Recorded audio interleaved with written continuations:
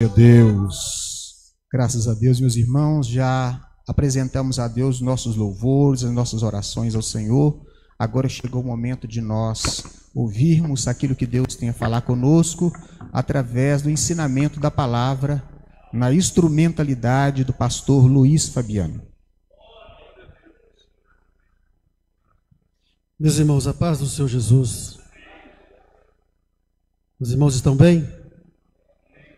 Glórias a Deus, né, por mais essa oportunidade que nós temos de darmos continuidade àquilo que nós estamos estudando este mês, né, essas quintas-feiras, sobre a família cristã e os desafios atemporais e da atualidade.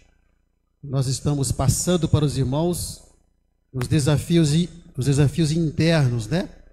Aqueles desafios que surgem dentro da família para poder desestruturar e para poder destruir com as famílias.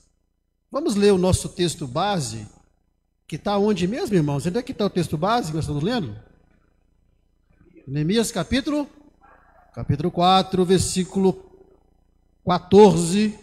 Podem ficar sentados, tá? Que diz assim: E olhei, e levantei-me, e disse aos nobres e aos magistrados e ao resto do povo: Não os temais, lembrai-vos do Senhor grande e terrível, e pelejai pelos vossos irmãos, vossos filhos, vossas mulheres e vossas casas. Ou seja, pelejai pela vossa família. Lutai, batalhai pela vossa família. E os desafios que surgem e que vêm também de fora para dentro das famílias, vêm exatamente para nos fazer prostrar diante das dificuldades. Mas assim como Neemias convocou a todas as famílias para pelejarem ali na reconstrução dos muros de Jerusalém, nós iremos também pelejar e batalhar pela nossa família.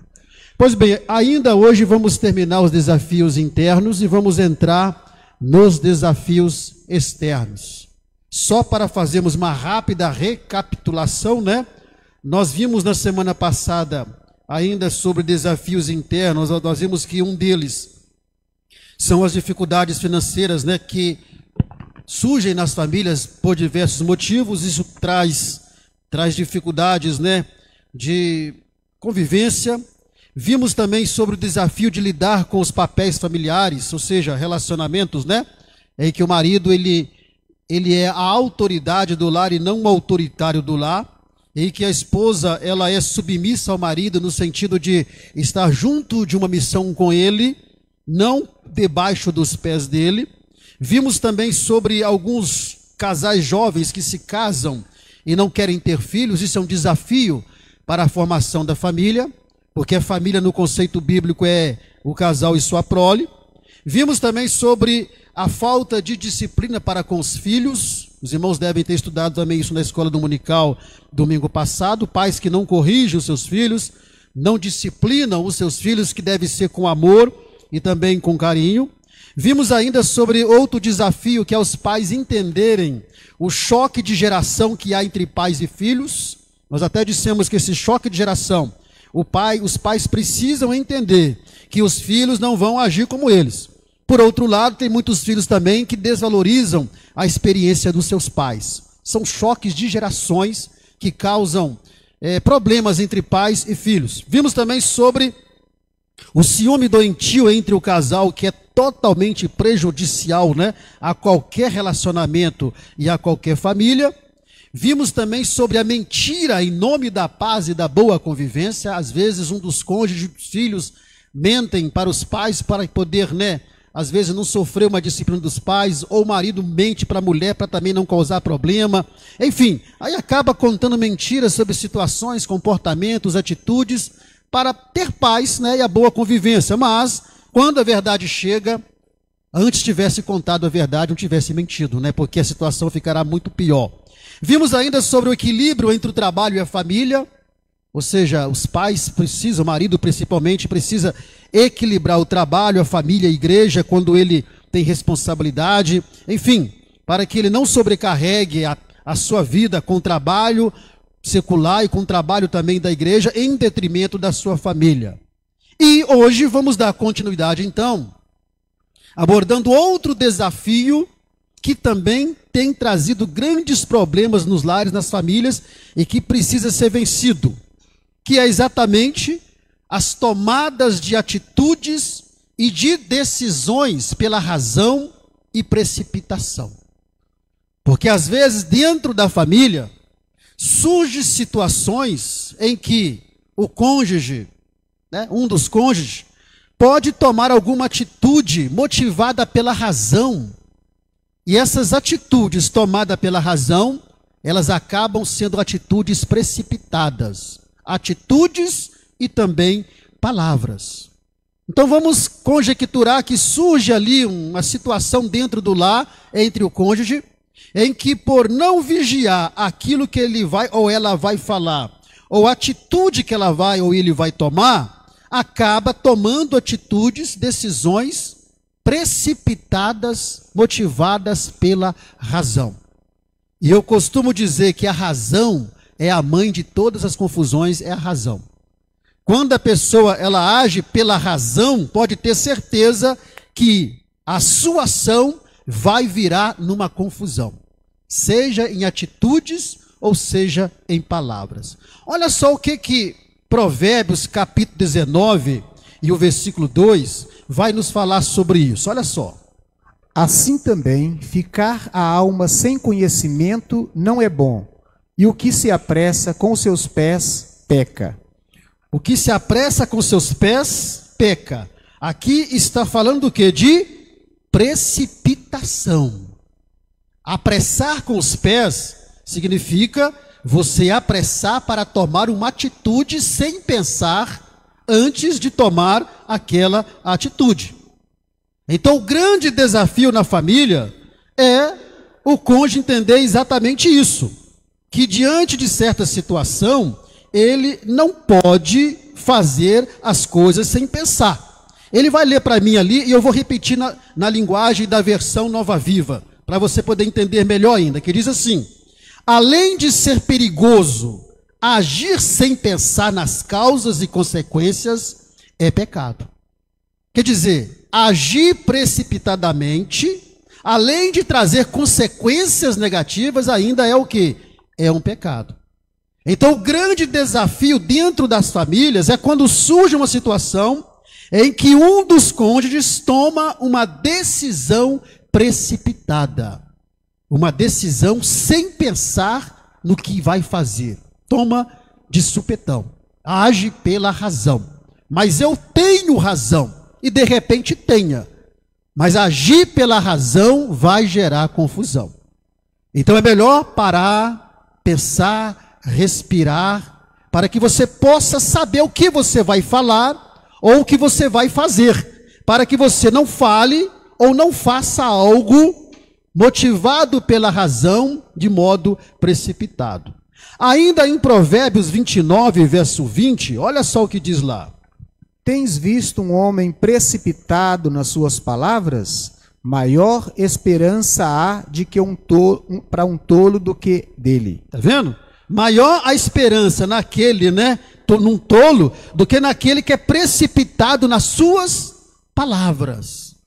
Porque quando a pessoa fala sem pensar, fala de modo precipitado, ele fala coisas que vão ofender, que vão magoar, e que ele, de repente, nem queria dizer aquilo.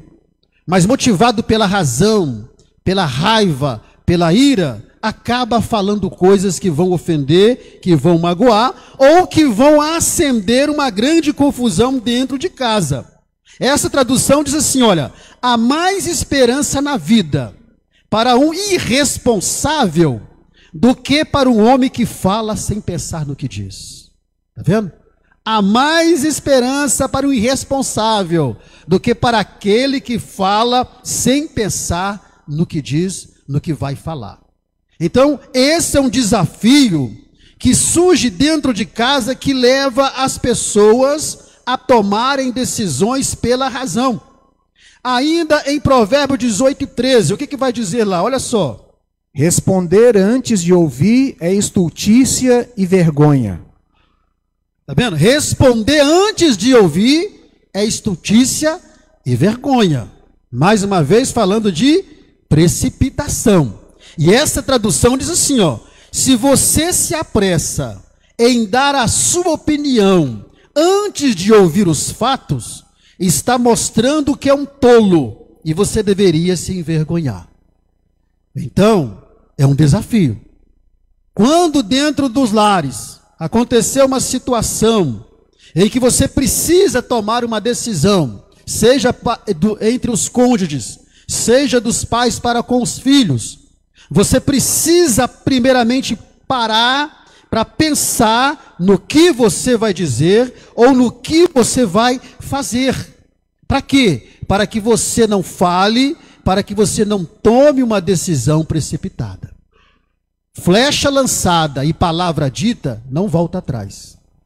Depois que você fala, né, quando você lança uma flecha, ela não volta atrás, não é bumerangue. Palavras lançadas sem pensar também é do mesmo jeito. Depois que você falou, para você consertar, fica difícil.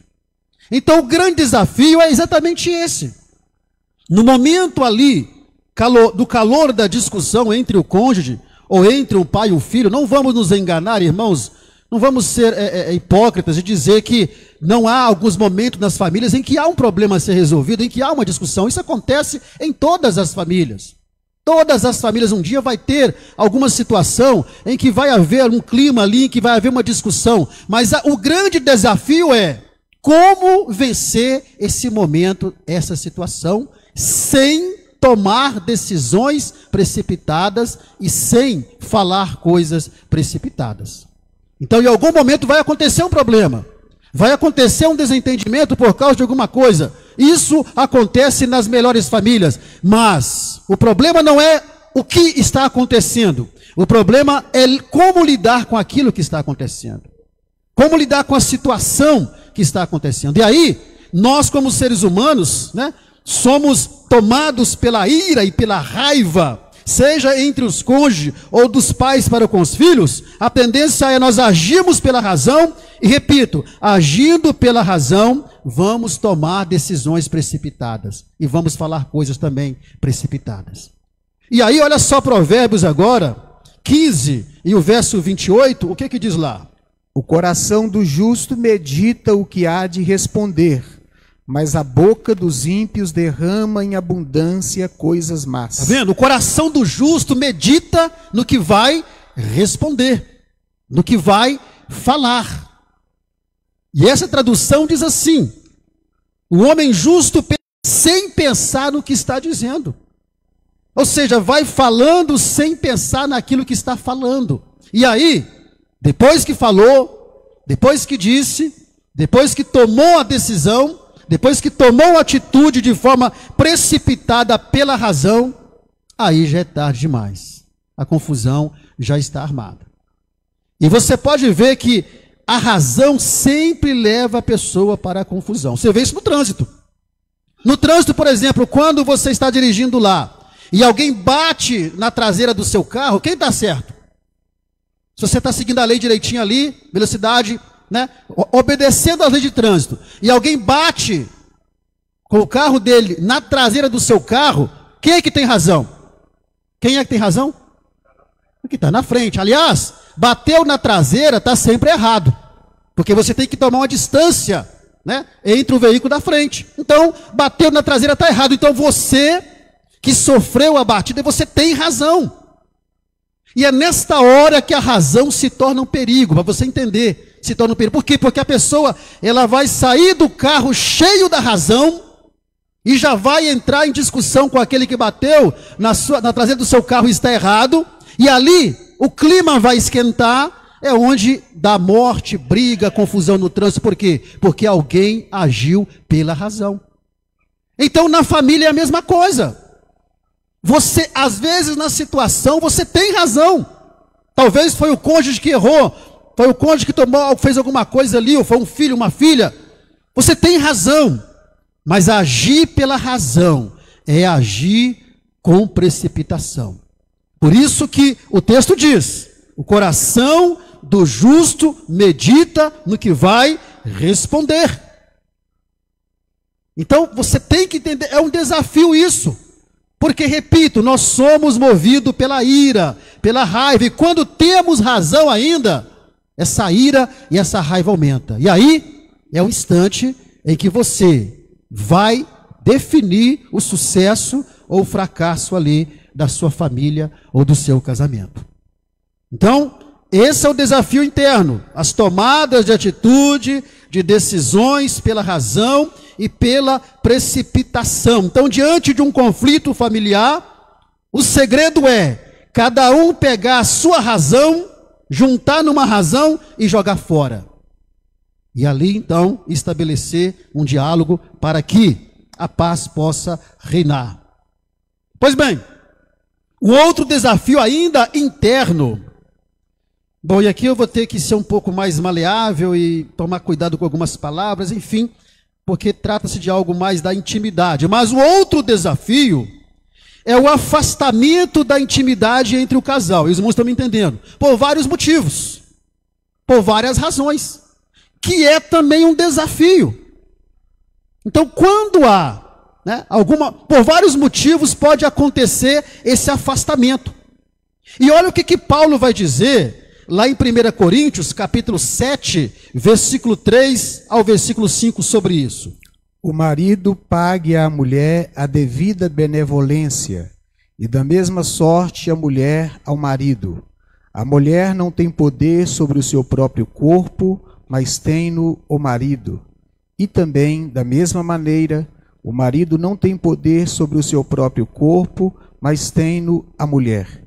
Não vos defraudeis um ao outro, senão por consentimento mútuo, por algum tempo, para vos aplicardes à oração. E depois ajuntai-vos outra vez, para que Satanás não vos tente pela vossa incontinência. Pois bem, não vamos aprofundar muito nesse desafio, para os irmãos entenderem por quê. Mas só essa tradução já vai te ajudar mais ainda. Olha só, o homem deve dar à sua esposa tudo quanto é do direito dela como mulher casada. E a esposa deve fazer o mesmo com o seu marido. Você aplica isso na intimidade. Pois uma moça que se casa não tem mais todo o direito sobre o seu próprio corpo, porque o marido tem também seus direitos sobre ele. E do mesmo modo, o marido não tem mais todo o direito sobre o seu próprio corpo, pois ele pertence também à sua esposa. Portanto, não recusem tais direitos um ao outro. A única exceção para isso, a essa regra, seria o acordo entre marido e mulher para se absterem dos direitos do casamento, que são da intimidade, a fim de que possam se dedicar mais completamente à oração e mesmo assim por tempo limitado. Depois disso, deve unir-se novamente para que Satanás não possa tentá-los por causa da sua falta de autocontrole. Uma grande área que Satanás tem tentado atingir é essa área. Por quê? Porque o casamento, isso faz parte do casamento. E quando há esse afastamento da intimidade entre o casal, por motivos diversos, descontentamento de uma das partes por uma coisa, por alguma atitude do marido, por uma atitude da esposa, não sei, motivos são diversos. Mas o que nós precisamos entender, que o grande desafio é você entender que se isso se estender, pode trazer grande prejuízo para o casamento. Trazendo prejuízo para o casamento, traz prejuízo para quem? Para a própria família. E é uma área que Satanás tem atacado e tem atacado muito. Eu vi uma palestra de casal uma vez que o pastor dizia, olha, o casal jamais um casal, casado evidentemente, jamais um casal podem deitar-se em camas separadas por causa de uma discussão que tiveram durante o dia. Mesmo que na mesma cama você vira as costas um para o outro, você precisa estar junto ali com o seu marido e com a sua esposa, independente de qualquer circunstância. Então, muitos casais cristãos, porque lá no mundo isso é normal, muitos casais cristãos, e até casais mais novos e casais mais velhos, não estão sabendo enfrentar esse desafio. Se é problema de saúde, busca um médico. Ou então deve-se identificar o problema para quê? Para que não haja esse afastamento. Paulo deixou bem claro aqui. Porque quando há esse afastamento, há uma interceptação do próprio Satanás na situação. É onde acontece os vários casos de infidelidade conjugal. Então, o que Paulo está dizendo aqui é que os casais precisam tomar cuidado nessa área, porque é um desafio a ser enfrentado. E se o casal não souber enfrentar esse desafio, pode ter certeza que isso vai refletir diretamente na convivência da família.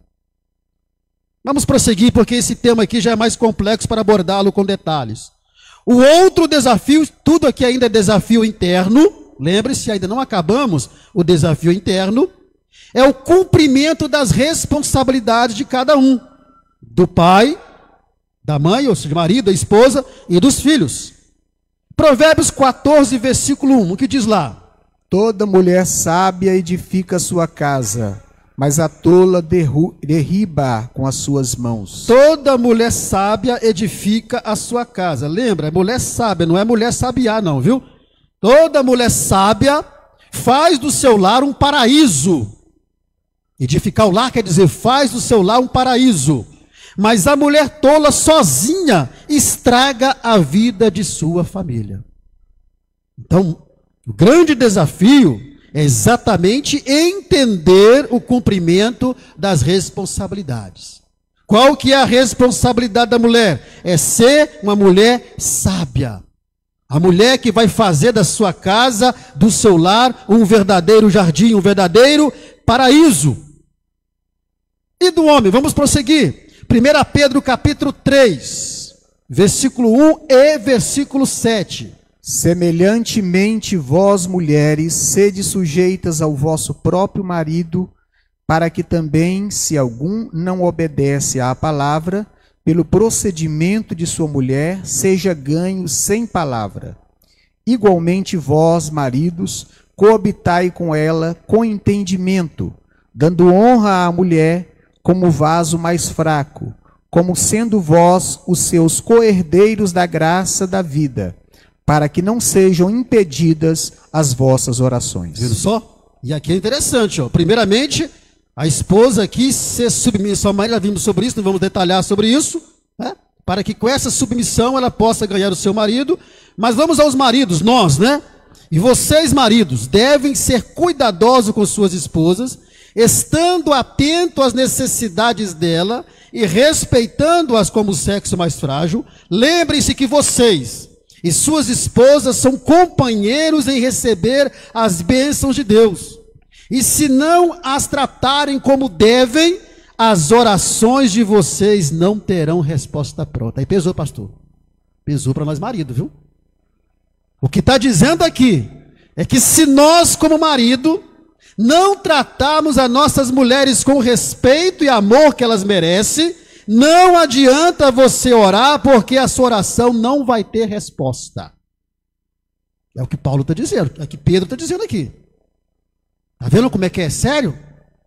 E o grande desafio é isso. Esse é o grande desafio. Então estejam atentos à necessidade das suas esposas. Está dizendo aqui, respeite-as como sexo mais frágil. Não é isso?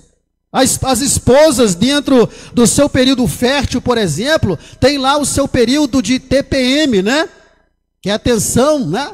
Que a mulher fica nervosa, fica irritada, fica irritante também, né? Mas é nessa hora que o marido tem que tratá-la bem, né? Porque a mulher na TPM fica irritada e fica irritante.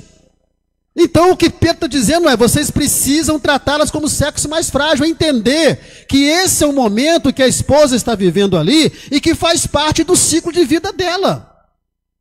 Então se o marido não entender isso, e quando a esposa estiver nesse período em que ela vai do mau humor ao extremo do bom humor ao extremo do mau humor, e o marido começar a tratar mal a sua esposa, não entender que ela é o sexo mais frágil e tratar mal a sua esposa, não atentando para as necessidades dela, Pedro está dizendo, não adianta orar, porque a oração de vocês não terá uma resposta pronta.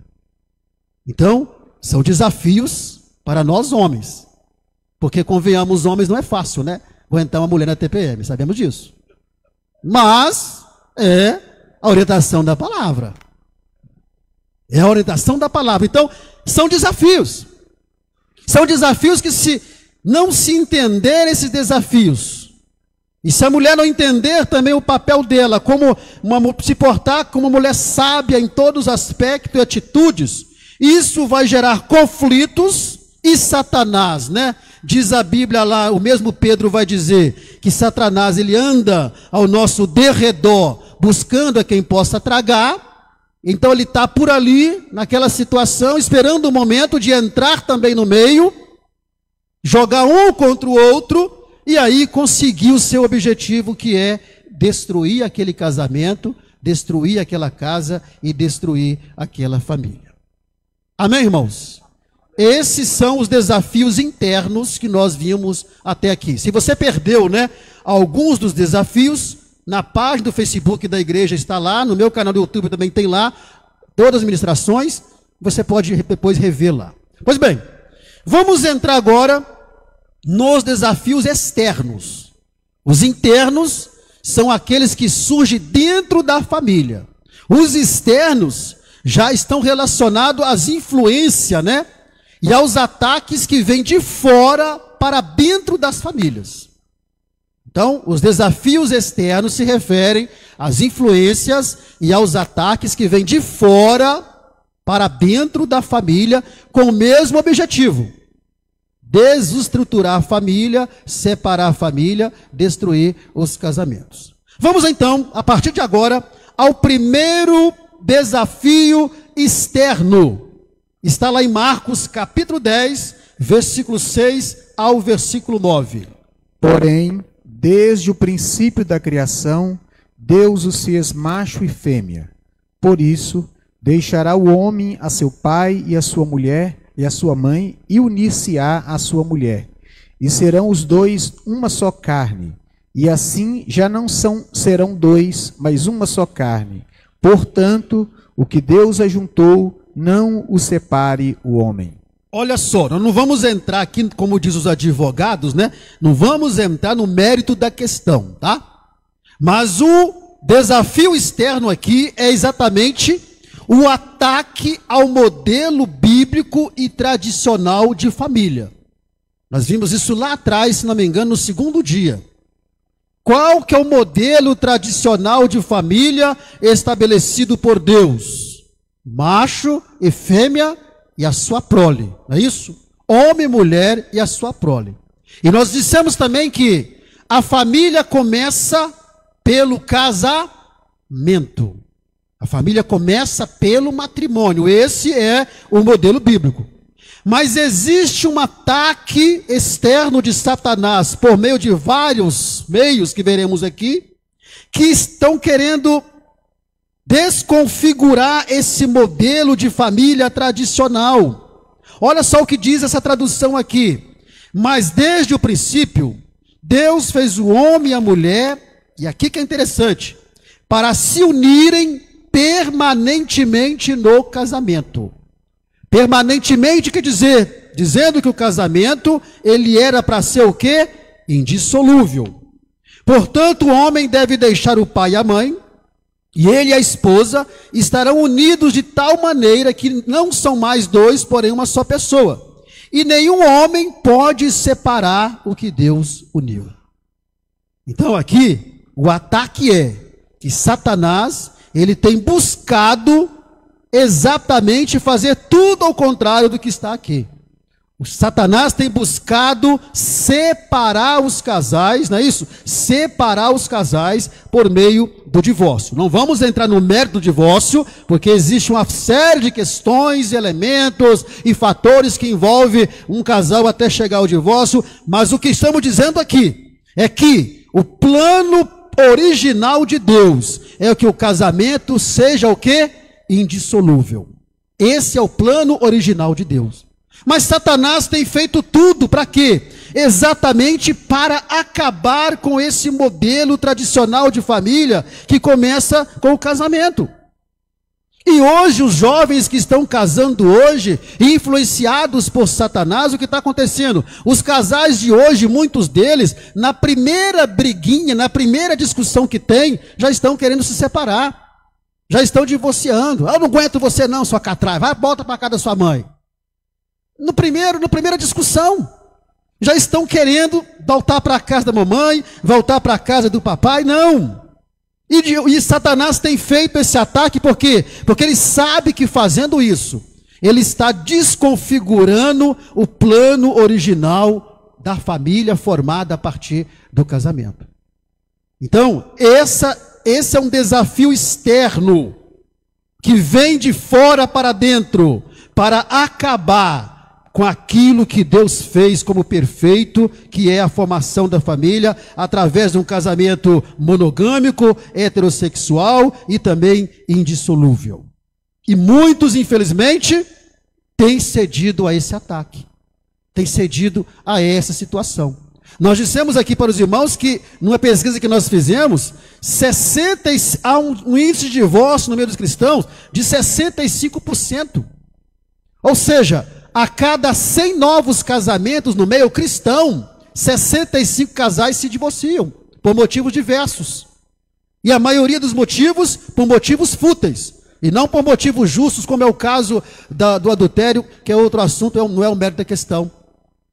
Os irmãos verem que Satanás ele tem empenhado, porque ele sabe que se ele destruir o casamento, ele destrói a família, destruindo a família, ele está de certo modo atingindo a igreja como instituição, não a igreja como corpo de Cristo, mas a igreja como instituição.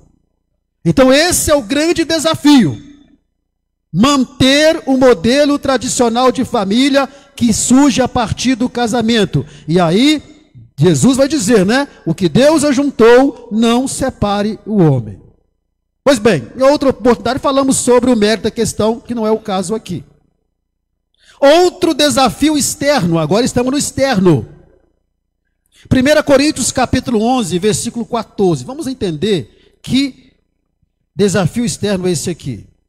2 Coríntios 11, na verdade, né? Capítulo 11, versículo 14. E não é maravilha, porque o próprio Satanás se transfigura em anjo de luz. O que tem a ver isso com o desafio externo? Você vai entender. O segundo desafio externo é o ataque aos valores da família. Os valores morais da família, os valores espirituais, os valores, né, educacionais da família. E um elemento, um instrumento que Satanás tem usado para promover esse ataque aos valores da família são as mídias. As mídias são os principais agentes desse ataque. A mídia através da televisão, através da internet, através das redes sociais, são os instrumentos que Satanás tem atacado para tirar os valores da família, implantando ideologia de gênero nas escolas, não é isso? Hoje as escolas estão ensinando ideologia de gênero para as nossas crianças, dizendo que a criança, ela nasce sem sexo definido, ela vai decidir isso, ela que vai decidir se ela quer ser menino, se ela quer ser menina, mesmo tendo o sexo menino e o sexo de menina, tudo isso através da mídia, enfim, são os ataques de Satanás para destruir os valores da família, valores morais. Por exemplo, há anos atrás, muitos anos atrás, uma moça se casar, né, virgem, era algo espetacular. Aliás, era horroroso, né? Era um escândalo para a sociedade quando uma moça não se casava virgem. Era um escândalo. Muitos pais, né, que eram pais moralistas, que eram pais tradicionais, muitos pais até expulsavam as suas filhas de casa porque tinham perdido a virgindade. Era algo preservado. E hoje? Não precisa nem dizer, né? E hoje é o contrário, né? Hoje é o contrário. Hoje, muitas jovens, muitas moças, não estão nem aí mais para isso. O que tem? Nada a ver. Não tem problema nenhum isso.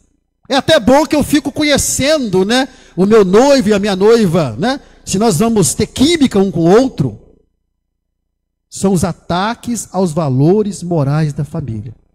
Esses valores estão sendo o quê? Estão sendo destruídos. E hoje, se uma jovem, no seu processo na escola, se ela comenta com alguma coleguinha que ela é virgem, ela é motivo de chacota. Ainda mais se for homem, então piorou. O machismo é motivo de chacota, é motivo de gozação. Ah, você é virgem até hoje? Você é muito careta, né? Você é careta demais. Tudo isso por quê? Porque o ataque de Satanás aos valores morais é tão grande que isso tornou uma coisa o quê? Normal para a sociedade. Mas não pode ser normal para nós. Não pode ser normal para a igreja do Senhor. Não pode ser normal para um jovem e para uma jovem que serve ao Senhor. Isso não pode ser normal. Isso é anormal.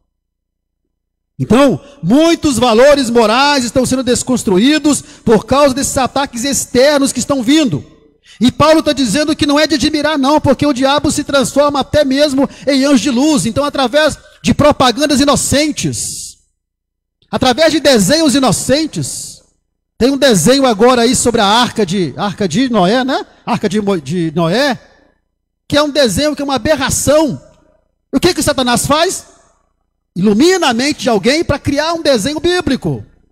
Mas por trás desse desenho bíblico é cheio de heresias, cheio de ensinamentos, de mensagens subliminares que são mensagens contrárias à palavra de Deus. Por isso que Paulo está dizendo que não é de admirar não, Satanás se transforma até em anjo de luz, transfigura na verdade em anjo de luz. Então, através de filmes, desenhos animados inocentes, vai se passando mensagens subliminares de ideologia de gênero, de violência, de desrespeito e desobediência a pais e mães, de homossexualismo, de lesbianismo e outras coisas mais. Tudo por trás de coisas que parecem ser o quê? Parecem ser inocentes. E o grande desafio é os pais enfrentarem toda essa situação. Vamos prosseguir. Então, primeiro ataque externo é o ataque ao modelo bíblico tradicional de família. Segundo, os ataques aos valores da família. Respeito não é mais algo que deve ser, cultivado entre as famílias. E vamos aprofundar mais sobre isso daqui a pouco. Outro ataque que começamos a falar aqui é o ataque à indissolubilidade do casamento. Começamos a falar no primeiro. Jesus vai dizer sobre isso em Mateus capítulo 19 e o versículo 6, o que diz lá? Assim não são mais dois, mas uma só carne. Portanto, o que Deus ajuntou, não separe o homem. Aqui para reforçar. Meus irmãos, vejam bem.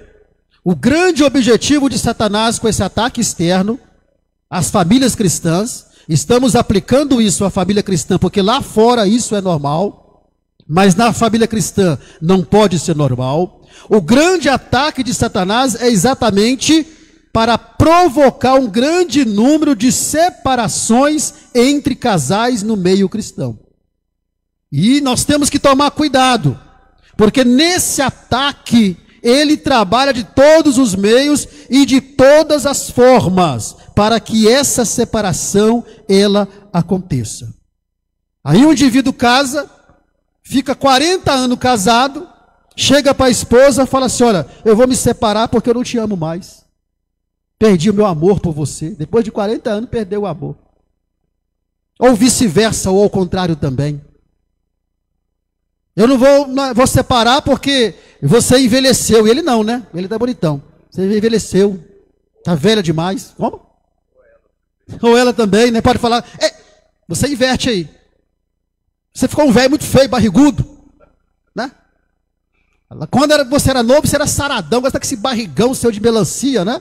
Comprou aí a camisa e veio a melancia junto com a camisa também. Não. Irmãos, entenda uma coisa. Nós homens vamos ficar barrigudo mesmo. Pode ter certeza disso. Ainda mais pastor. Até que o pastor aqui, tá com a barriguinha saradinha. Mas a maioria dos pastores ficam barrigudos. Por quê? Não sei. Falou em pastor, você lembra a barriga.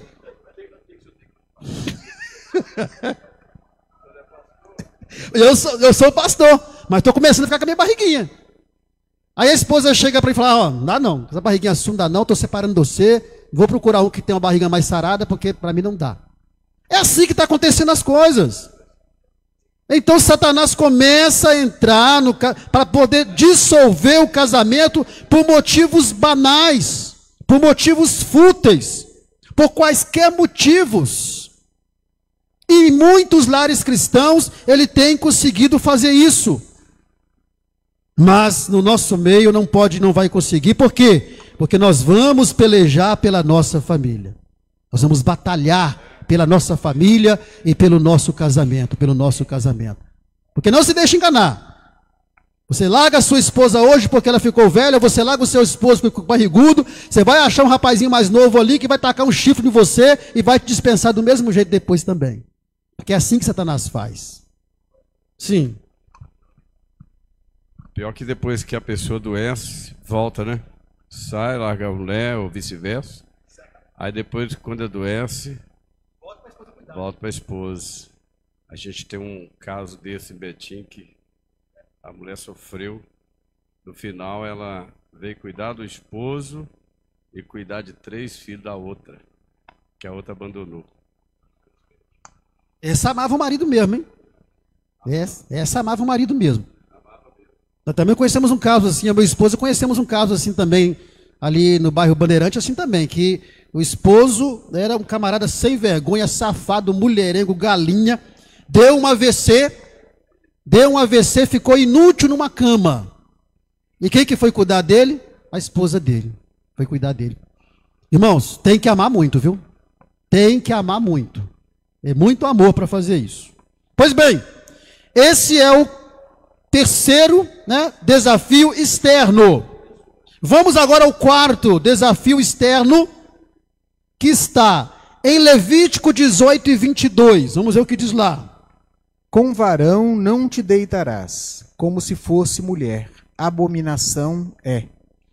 Então, com varão não se deitarás como se fosse mulher. A abominação é. Por que eu pedi para ler esse versículo aqui? Porque o outro desafio externo, que dizer que vem de fora para dentro das famílias, é exatamente a normalização e a normatização de formas iníquas de união. Então nós temos hoje umas formas de casamento, nós aprendemos aqui que a partir do casamento que se forma a família, mas Satanás é tão terrível que ele faz um ataque externo para normalizar e normatizar formas de formação de família que são iníquas, de união que são iníquas. Por exemplo, homem casado com homem, ou mulher casado com mulher. É uma formação de casamento iníqua, que não é aprovada por Deus. Por isso que está dizendo, não te deitarás com o homem como se fosse mulher. Em Romanos 1, 27 e 32, Paulo vai dizer também sobre isso. E semelhantemente também os varões, deixando o uso natural da mulher, se inflamaram em sua sensualidade uns para com os outros, varão com varão, cometendo torpeza e recebendo em si mesmos a recompensa que convinha ao seu erro, os quais, conhecendo a justiça de Deus, que são dignos de morte os que tais coisas praticam, não somente as fazem, mas também consentem aos que as fazem. Está vendo? E os homens, em vez de terem intimidades normais, cada um com a sua mulher, arderam em sua paixão pelos outros, homens com homens praticando coisas vergonhosas com outros homens, ao ponto de se juntarem um com o outro e dizerem que estão casados um com o outro, deturpando completamente o modelo de casamento pelo qual surgirá a família. Aqui em BH nós temos no centro da cidade, uma igreja lá onde tem 2 pastores que são casados, pastores entre aspas, que são casados. E quando você vai lá para o YouTube e você vai assistir o casamento deles, sendo pejorativo, que coisa mais linda os 2 casando. Um lá recebendo ele de terno branco, recebendo lá o outro pastor, dando um beijinho na testa, de mãozinha dada, casando os 2 e dizem que são pastores. Vamos lá. É a igreja inclusiva. Igreja inclusiva.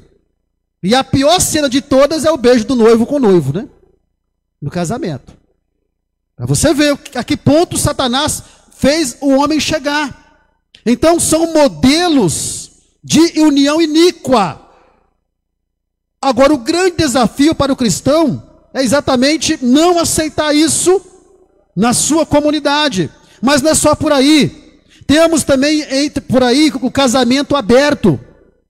São desafios, ataques que Satanás está fazendo contra as famílias que não podem entrar no nosso meio de forma alguma, porque já está entrando em muitas igrejas aí que estão se levantando para poder receber essas pessoas. Casamento aberto. O que é o casamento aberto? Você tem um casal, cada um, né, fica com quem quer e tudo bem, beleza, casamento aberto. Casamento separatista, você fica na sua casa e eu fico na minha casa. Final de semana nos encontramos, namoramos, segunda-feira volta para sua casa, eu volto para a minha. Que modelo de casamento é esse? Quando a Bíblia diz que deixará o homem, seu pai e sua mãe, une-se à sua mulher e serão ambos uma só carne para viverem juntos.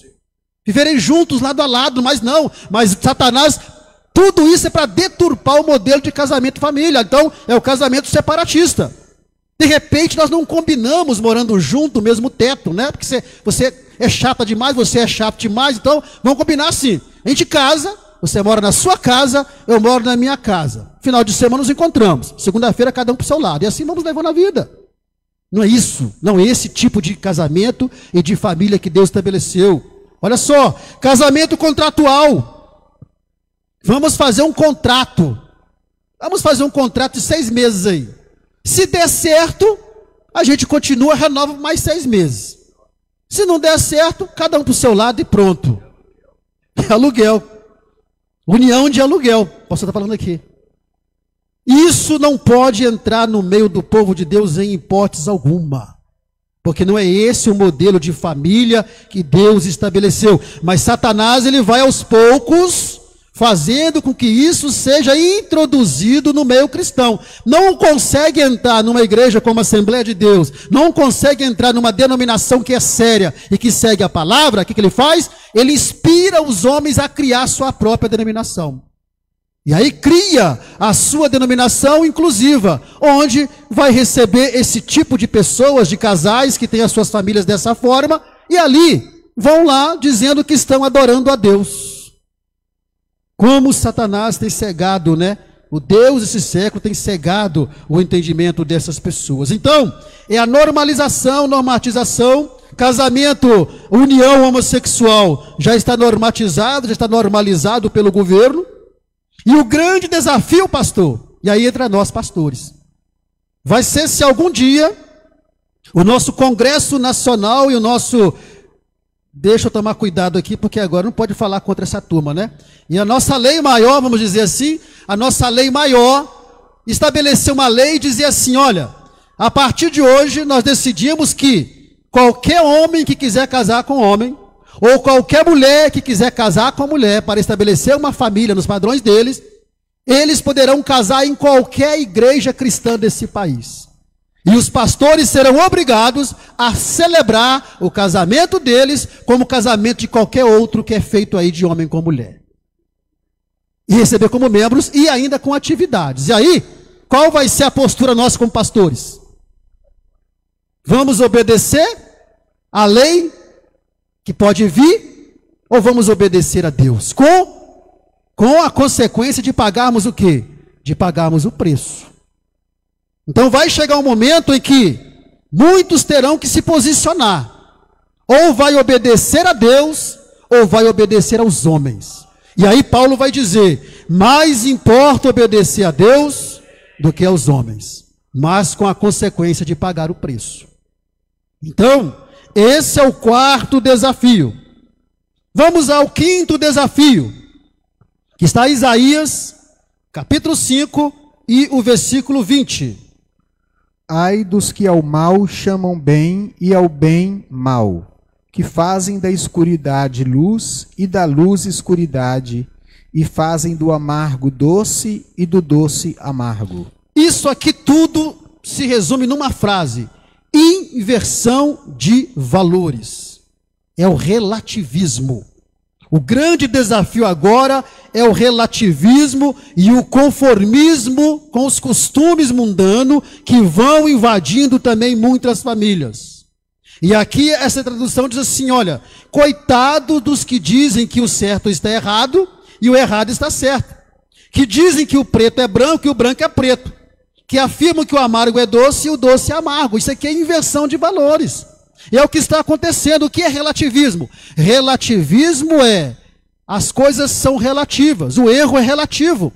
O que pode ser errado para você, pode não ser errado para mim. O que pode ser pecado para você, pode não ser pecado para mim. Isso é o relativismo. E o relativismo tem entrado em muitas famílias, exatamente normalizando todo esse tipo de comportamentos que nós estamos vendo aqui. Então, é a aprovação dos comportamentos e atitudes que eram considerados incorretos e imorais no passado, mas que agora não são mais considerados nem imorais e muito menos incorretos. Muitas atitudes que antes era considerado algo terrível, hoje está tão normalizado. Porque pode ser para você, mas para mim não é. Isso é o que? Relativismo.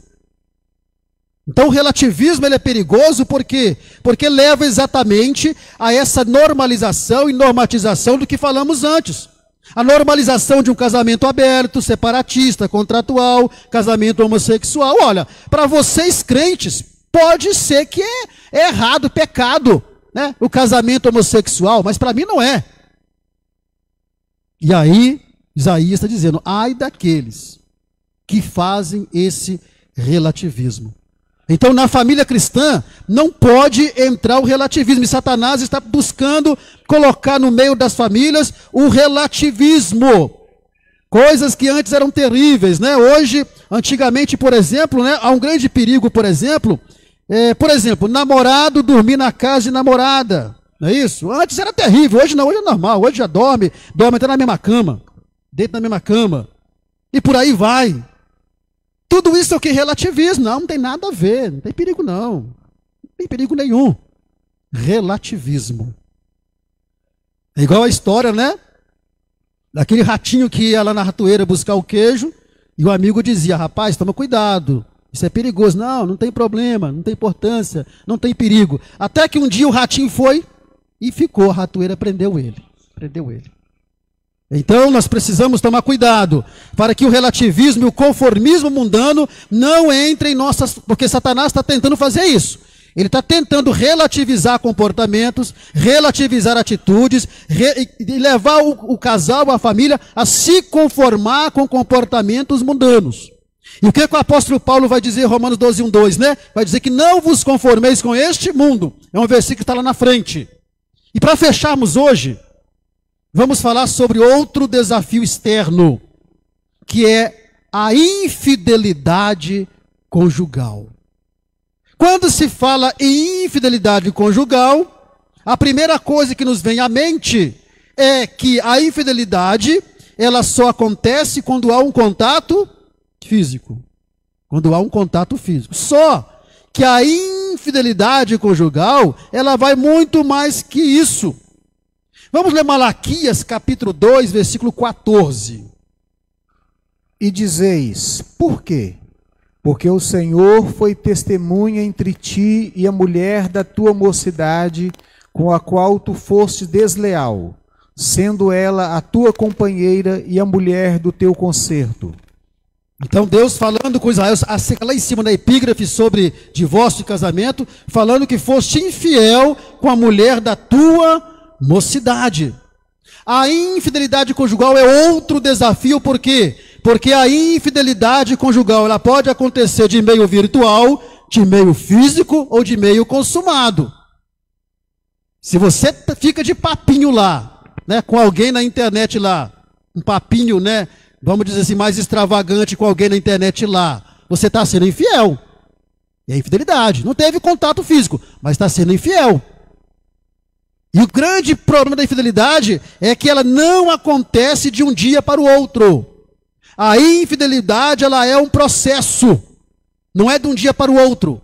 Ninguém diz assim, hoje eu vou ser infiel ao meu cônjuge. Não, é um processo. Acontece através de um processo, e de um processo perigoso. É um processo que começa com os olhos, vai para a mente e desce para o coração, e leva a pessoa à infidelidade. E aquela infidelidade, ela é levada para o leito do casal por causa da mácula, da mancha que acontece no casamento. É o que o escritor aos Hebreus vai dizer no capítulo 13, o versículo 4.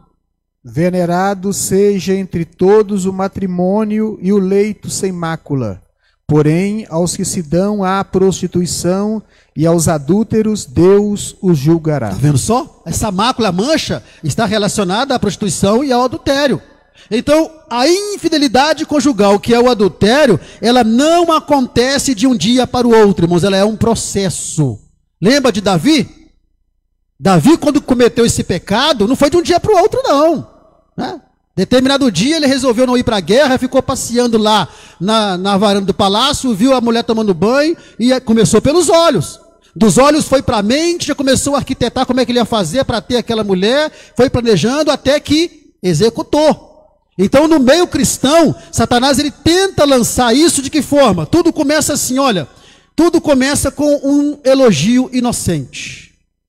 Vamos dizer que você está chegando na igreja, aí passa uma irmã perto de você, no caso dos homens, passa uma irmã perto de você.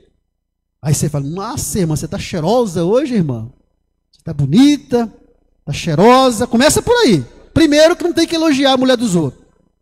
Já começou por aí. Elogiar a mulher dos outros é um mau sinal.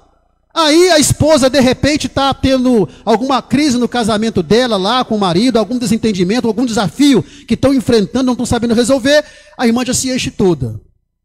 E aí começa, daqui a pouco pede o WhatsApp para mandar mensagem bíblica. E até manda no começo. Manda o versículo bíblico. Daqui a pouco o versículo começa a virar poesia. Daqui a pouco as poesias já começam a virar, né, cantada. É um processo que vai acontecendo aos poucos. E daqui a pouco, quando assustar, estão envolvidos um contra o outro e acontece o quê? A infidelidade conjugal. Então, irmã, se algum dia chegar algum irmão para você, seja quem for, com essa história de que você está bonita hoje, que você está cheirosa, fala assim, olha, o meu marido fala isso comigo sempre também. Corta o mal pela raiz. Porque se você não falar nada, já é um indicativo de que você está gostando. E aí, Satanás começa a tecer uma teia de aranha e vai envolvendo os dois, quando assustar, já está caindo na infidelidade, e aí cada um vai para o seu leito com o seu marido, um leito manchado pelo pecado, pelo adultério e pela prostituição. E infelizmente, no meio cristão, a maioria da queda de um homem e de uma mulher, a maioria não, porque tudo tem exceção, a maioria da queda de homens de Deus e de mulheres também que são de Deus, tem a ver com a infidelidade conjugal. Mas que não aconteceu de um dia para o outro. Aconteceu dentro de um processo. Então, cuidado, porque Satanás ele faz esses ataques exatamente para poder destruir completamente o lar e o casamento. Mas nós vamos fazer o que mesmo? Esqueceram? Eu pelejarei pela minha família. Eu não vou aceitar isso. Nós não vamos aceitar isso. Nós vamos pelejar pela nossa família. Amém, irmãos? 21 horas. Aqui nós vamos encerrar essa parte, né, dos desafios externos. Paramos aqui na infidelidade conjugal. Na quinta-feira que vem, se der, a gente termina os desafios e também vamos trazer, né, o que devemos fazer. Porque estamos apresentando para os irmãos os desafios. Mas o que nós temos que fazer para enfrentar esses desafios e vencer? E não perder, né? E não perder a guerra para Satanás, mas vencemos. Veremos também na próxima quinta ou numa outra quinta, se não der tempo de terminarmos os desafios externos na próxima quinta-feira. E assim os irmãos vão enjoar de mim ainda. Mas nós vamos ficar pelo menos mais umas 2 quinta-feiras com os irmãos aqui para nós terminarmos esse estudo aqui. Vamos ficar de pé, fazemos uma rápida oração aqui e depois passar para o pastor terminar. Aliás, ele vai orar e já terminar também, né? Pelas famílias. Irmãos, e uma coisa importante que eu esqueci de dizer. Tudo que eu falo aqui, irmãos, serve primeiramente para mim e para minha esposa, viu? A palavra de Deus é uma espada de 2 gumes.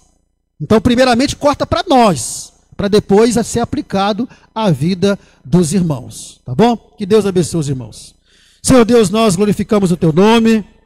Nós, neste momento, queremos colocar as famílias aqui presentes, representadas nas tuas mãos.